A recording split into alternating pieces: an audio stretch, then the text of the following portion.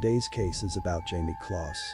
The reason I chose this one is because, even though it's true, if it were made into a movie, viewers wouldn't really believe it. The perpetrator in this case had no motive and no history of committing any crimes.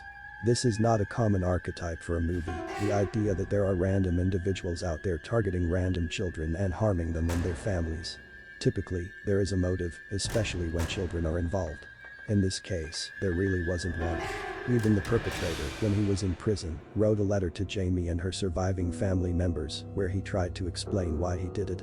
However, even he didn't have strong enough language to communicate what it was. He made it seem complicated and admitted he didn't really know why. He just said, "I'm not a serial life taker, I just had to do this, and I don't really know why." It's one of the more disturbing cases when you consider that it was perpetrated by someone with no criminal history, who had no connection to the victims, except for a random chance encounter. In 2018, 21-year-old Jake Patterson was on his way to work at a cheese factory in Wisconsin. He had only been working there for a few days. He was living a typical life in Wisconsin, driving his Ford Taurus. He came to a stop behind a school bus where middle school kids were getting on. As he sat there, he saw a blonde-haired, green-eyed girl for the first time, 13-year-old Jayme Closs. According to his lengthy confession, as he sat there watching Jayme get on the bus, he had a realization that she was going to be the girl he took. He said that, sitting behind the wheel, he decided she was the one he would abduct. Jake had no criminal history, but he began planning how he would abduct Jayme. He took his father's Mossberg 12-gauge fire weapon, thinking it would be hard to trace, since it was a commonly purchased weapon. He took a couple of slugs, then went and purchased a balaclava from Walmart. He shaved his head and beard to prevent leaving forensic evidence, and he bought gloves, steel-toed boots, dark jeans, and a dark jacket. He also made modifications to his car, cutting the cord that opened the trunk from inside and disconnecting the dome light to better conceal himself. Twice, Jake tried unsuccessfully to abduct Jayme. The first time, there were cars in the driveway, so he left. The second time, lights came on as he approached, so he left again. But on October 15, 2018, he was unfortunately successful. Around midnight, Jake Patterson rolled into the Closs family's driveway with his headlights off. Inside the house, Jayme was sleeping with her dog Molly, who heard the car and started barking, waking Jayme. Jayme saw the car and ran to her parents' room, alerting them. Her father, James, went to the front door with a flashlight, while her mother, Denise, and Jayme retreated to the bathroom, barricading the door with a dresser and hiding in the tub. James watched Jake calmly walk up the steps to the front door and, thinking it might be the police, asked him to show his badge. Instead, Jake raised his fire weapon and fired through the glass, hitting James and causing him to unalive immediately. Jayme, hearing the fire blast, knew her father was gone. Denise called 911, and as she was talking to the dispatcher, Jake broke down the front door and began searching the house. He found the bathroom door locked and barricaded, so he began smashing it in, eventually splitting the top half open. Jake entered the bathroom and found Denise hugging Jayme in the tub. He handed duct tape to Denise, telling her to tape Jayme's mouth and hands. When she refused, Jake pushed her aside and did it himself. After securing Jayme, he turned his head and fired his fire weapon at Denise, causing her to unalive. He then dragged Jayme to his car, put her in the trunk, and drove away. The entire ordeal in the house lasted only 4 minutes. As he drove away, he saw police cars arriving, having yielded to them on the road.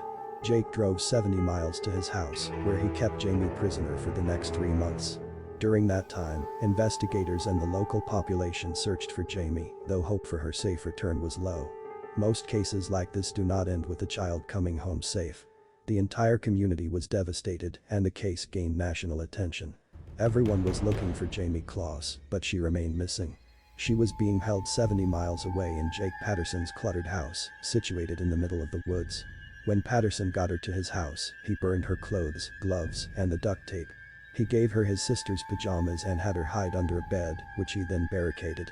Jayme had a pillow and a blanket, and she spent hours beneath that bed, essentially ignored.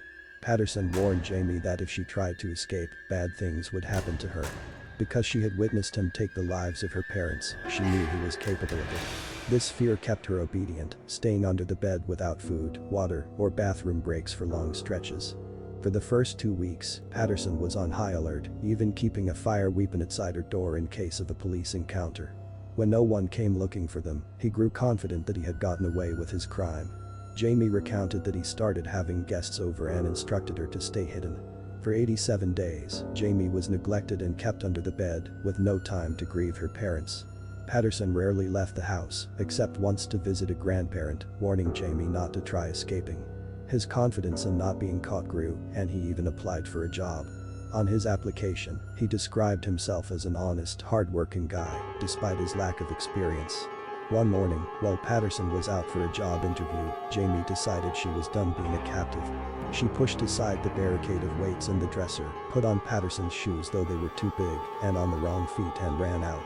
She didn't know where she was, but she was determined to escape. Around 4 p.m., a woman named Jeannie Nutter was walking her dog and saw Jayme, who was without a coat or gloves in the bitter cold of Wisconsin winter. Sensing something was wrong, Jeannie approached, and Jayme told her she was lost and needed help. Recognizing Jayme from missing posters, Jeannie hugged her and promised to take care of her. They went to a nearby neighbor's house, where the neighbors guarded the door, while Jayme called the police. The police were initially shocked and took a moment to realize the urgency. They rushed to the scene, knowing Patterson might soon notice Jayme's absence. Jayme was brought to safety, though the emotional toll was significant. Patterson returned from his interview to find Jayme gone and saw footprints in the snow. He was immediately apprehended by the police. He didn't resist and confessed to his crimes on the spot. Jake Patterson was sentenced to life in prison without the possibility of parole.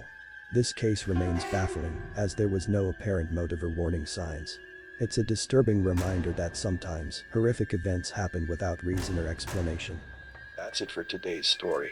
If you found it compelling, please like and subscribe. I share stories like this and many more about mysteries, scary stories, and interesting tales at least once a week. Thank you for watching, and talk to you soon.